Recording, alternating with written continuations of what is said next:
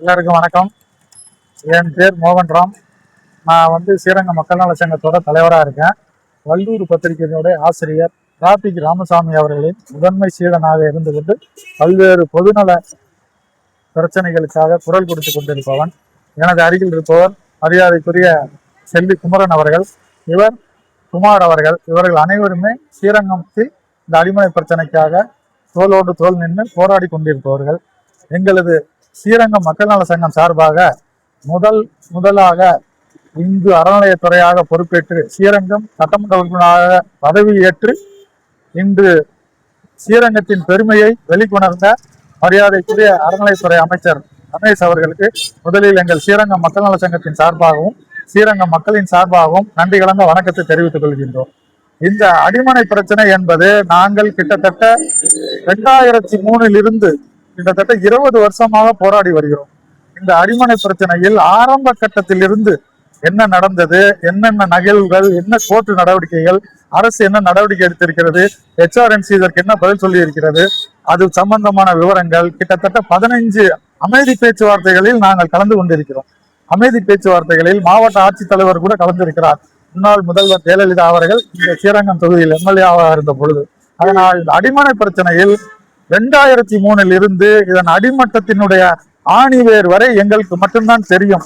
அதனால் இந்த அடிமனை பிரச்சனை தீர்க்க ரமேஷ் அவர்கள் முயற்சி எடுப்பதாக இந்த அறிக்கை கொடுத்திருக்கிறார். இந்த அடிமனை பிரச்சனை தீர்வதற்கு எங்களை போன்ற இதில் பாதிக்கப்பட்ட ஸ்ரீரங்க மக்களையும் எங்கள் மக்கள் நல சங்கத்தையும் இணைத்து எங்களது கோரிக்கைகளையும் எங்களது பிரச்சனைகளையும் நேரடியாக கேட்க வேண்டும். இந்த புதுசாக ஸ்ரீரங்கத்தில் தொடங்கியுள்ள புது போராளிகள், அடிமனை போராளிகள் எல்லாம் தவிர்த்து இதன் உண்மை நிலையை அறிந்த எங்களை போன்றவர்களை இந்த பேச்சுவார்த்தையில் ஈடுபடுத்த வேண்டும் என ஸ்ரீரங்கம் மக்கள் நல சங்கம் சார்பாகவும் ஸ்ரீரங்க மக்களின் சார்பாகவும் தாழ்மையுடன் கேட்டுக்கொள்கிறேன்.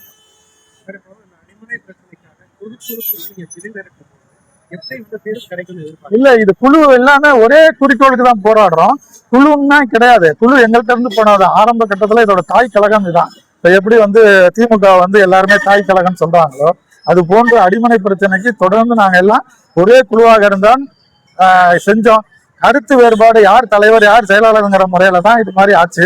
இப்பயும் நாங்க எல்லாம் ஒன்னாதான் சேர்ந்து செஞ்சுக்கிட்டு இருக்கிறோம்.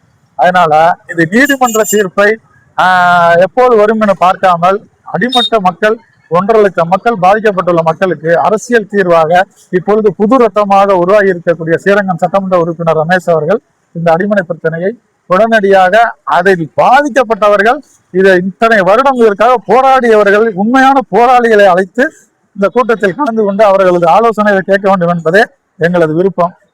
இன்னொரு கோரிக்கை என்னன்னா, இதுல இப்ப புதுசா பல பேர் திருவானக்காவல் ஸ்ரீரங்கத்துல அடிமனை போராளின்னு கிளம்பியிருக்காங்க. அவங்களுக்கு எல்லாம் அந்த அடிமனை பிரச்சனைனா என்னன்னே தெரியாது, ஆணி வேறே தெரியாது.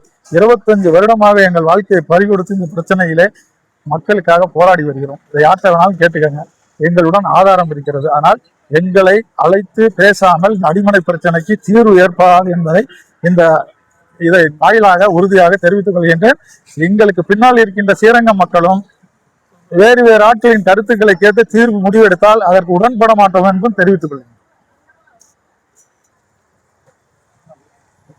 என்னுடைய பெயர் செல்லிக்குமரன். பூலோக வைகுண்டம் என்று சொல்லக்கூடிய ஸ்ரீரங்கம் ரங்கநாதர் கோயிலில் 2003 இருந்து அடிமனை பிரச்சனை இருந்து கொண்டே இருக்கிறது. அடிமனை பிரச்சனைக்கு காரணமான இணையான கவிதா அவர்கள் 2001 ஜீவோ போட்டு அனைத்து சொத்துக்களும் 1027 1077 டீடு என்கிற 324 ஏக்கர் கோயிலுக்கு என்று சொந்தம் என்று சொல்லிக் கொண்டு இருக்கிறார்கள். அதையே இன்று வரை அறநிலையத்தை சொல்லிக் கொண்டு எங்களுடைய முன்னாள் காங்கிரஸ் கமிட்டி தலைவர் பத்மநாதன் அவர்கள் சில ஆவணங்கள் எங்களோட ஒப்படைத்திருக்கார். 2003 நாங்கள் இதற்காக போராடி கொண்டு இருக்கிறோம். எங்களுடைய அத்தனைக்கு நாங்கள் ஆவணம் வைத்துக் கொண்டு இருக்கிறோம். ஆனால் எங்களை கேட்காமல் அறநிலையத்துறையோ மதிப்புக்குரிய மாண்புமிகு தமிழக அறநிலையத்துறை அமைச்சர் அவர்களோ எங்களை கேட்காமல் எங்களுடைய கலந்து ஆலோசிக்காமல் எந்த ஒரு முடிவும் எடுக்கக்கூடாது என்று தன்னிச்சையாக முடிவெடுக்கக்கூடாது என்பதை தெரிவித்துக் கொள்கிறேன்.